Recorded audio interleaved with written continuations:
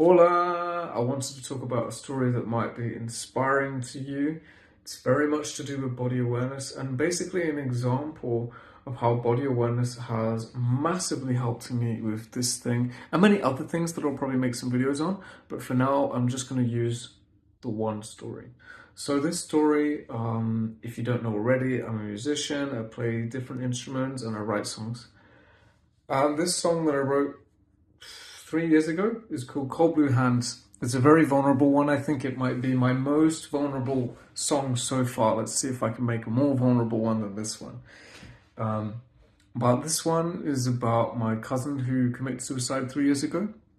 And he was my best friend. You know, we knew each other since the day I was born. So yeah, he was 1 year older than me. So yeah, he knew me when I was born.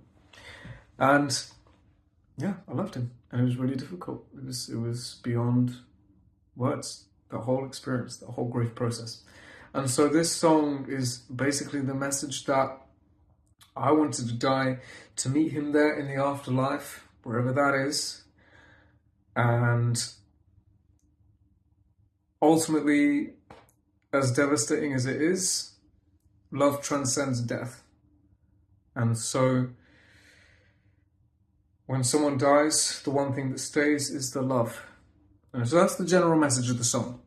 And so it was a really hard one for me to sing, especially all the stuff like wanted to die, and all that stuff. Like it's quite hard to sing that stuff. And I remember the first time singing this live, at the end of the song, my whole belly was shaking with fear.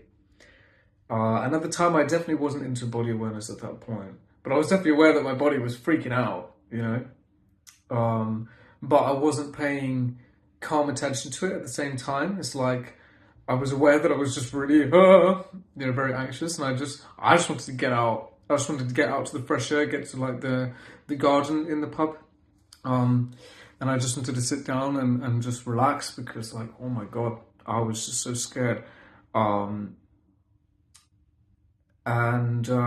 Skip forward like a couple of years, and I played this song like the other week.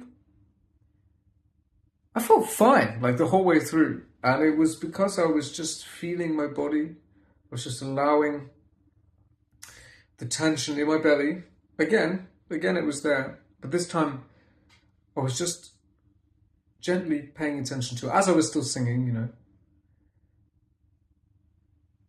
And it just felt okay.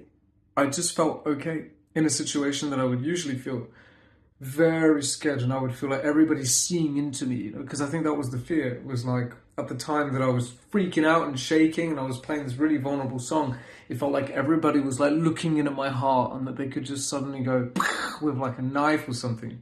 The knife of judgment to my vulnerable little heart, So naked.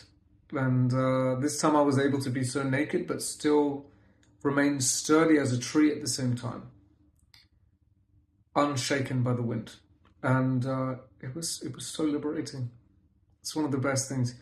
As I say, I have many other stories of examples now in the recent months where I can explain how body awareness has really helped me in certain scenarios that I would usually feel very anxious in or very depressed in. But I will save that for another time. But that's this video.